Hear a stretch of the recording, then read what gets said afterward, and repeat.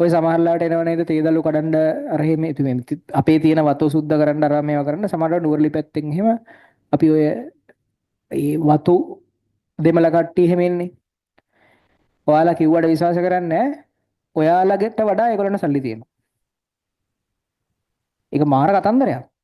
දැන් ඔය එනවනේ කුලී වැඩ කරන්න සමහරලාට ඔයාලට වඩා සල්ලි දෙන හේතුව ඒගොල්ලෝ ඉස්සර රජයේ වතුවල වැඩ කරලා තියෙන. ඒ කියන්නේ ඒගොල්ලන්ගේ ආච්චිලා. එයාලා නෙමෙයි එයාලගේ අම්මලාත් නෙමෙයි එයාලගේ ආච්චිලා. රජයේ වතුවල වැඩ කරලා තියෙන. ඒ රජයේ වතුවල ඒ ආච්චිලා වැඩ කළා ඊට පස්සේ අම්මලා තාත්තලාත් රජයේ වතුවල වැඩ කරලා තියෙනවා. ඒ මුළු අවුරුදු 50 ගානක කාලයක් පුරාවට රජයෙන් ඒගොල්ලන්ට EPF ETF ගෙවලා නැහැ. EPF ETF කියලා එකක් තියෙනවනේ. සේවක අර්ථ සාධක කරමුදල් කියලා. ඒ ටික ඔක්කොම මෙන්න මේ පහුගිය කාලේ අන්න ආච්චිලගේ අම්මලගේ ඔක්කොම ETF ETF මෙන්න වර්තමාන පවුල වලට ළඟදි ගෙව්වා. සාමාන්‍යයෙන් ඇවරේජ් ලක්ෂ 70ක් 80ක් හම්බුණා එක මිනිස්සෙට. හරිද? දැන් කාට සල්ලි තියෙන ඔයාලද කුලි වැඩ කරන්න මනුස්සයට. ඒ මිනිසුන්ට එහෙම සල්ලි තියෙනවා. හරිද? ඒ වුණාට ඒ මිනිස්සු ග්‍රෝ වෙන්නේ නැහැ. ඒ සල්ලි තියාගෙන ඉන්නවා. ඒ සල්ලි තියාගෙන ඉන්නවා.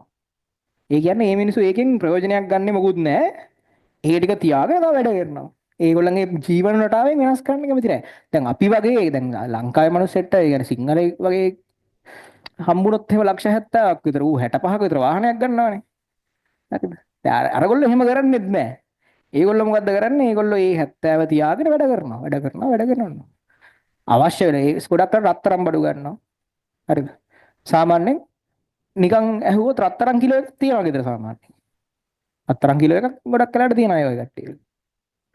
ඒ නිසා මේ කියන්නේ ඒ වටපිට දැන් ඒ වටපිටාවත් එක්ක තීරණය වෙන විදිය හරිද? ඒ ඉන්නේ ඒ ගෙවල් වලමයි.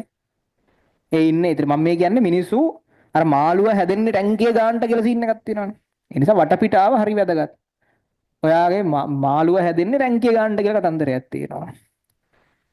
ඒ නිසා මේ පොඩි ටැංකියක් ඇතුලේ ලොකු ප්‍රභේදයක මාරුවෙක් දාලා තිබ්බත් ඌ වැඩි ලොකු වෙන්නේ නැහැ. ඌ ටැංකියට ගලපෙන විදිහට තමයි ඌ හරියන්නේ. ඒ නිසා මේ ඒක ඇත්ත කතන්දරයක්. ඒ නිසා කියන්නේ ප්‍රධානතම හේතුව සමහරට වටපිටාව වෙන්න පුළුවන්. වටපිටාවට ගැලපෙන විදිහට වැඩ ටික කියන්නේ තමන්ගේ වටපිටාව වෙනස් කරන්න උත්සාහ කරන්න තමන්ගේ යාළුවෝ සෙට් එක වෙනස් කරලා මේ වැඩේ කරව ගන්න උත්සාහ කරන්න.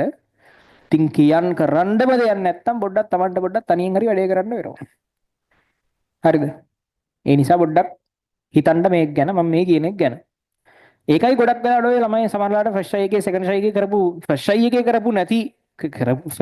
එකේ කරපු නැති වැඩ ගොඩක් කරලා සෙකන්ඩ් එකේ තර්ඩ් එකේ ළමයි ඉංජිනේරින් මෙඩිසින් යනට තව හේතුවක් තමයි ඔක. මොකද ඒතොර ඒගොල්ලන්ට ඒක තේරිලා පොඩ තනියෙන් වැඩ කරන්නේ. දැන් මෙතන තර්ඩ් සයි ළමයි අත උස්සන්න කිව්වොත් සමහර ටිකක් විහිදිලා ඉන්න ඕනේ තර්ඩ් සයි ළමයි. ටිකක් ළඟම නෙමෙයි සෙට් නැහැ. මෙතන ෆස්ට් සයි ළමයි අත උස්සන්න කිව්වොත් එක කණ්ඩායමක් ඉන්නේ. ඒක හැටි කරන්න දෙයක් නැහැ. මං කියන්නේ කණ්ඩායමක් හිටියට කිසි ප්‍රශ්නයක් නැහැ. හැබැයි පෞද්ගලිකව වැඩ කරන්න. තනියෙන් වැඩ කරන්න. අනිත් එකවත් ගොඩ දාන්න. අනිත් එකට තරඟයක් දෙන්න එපා.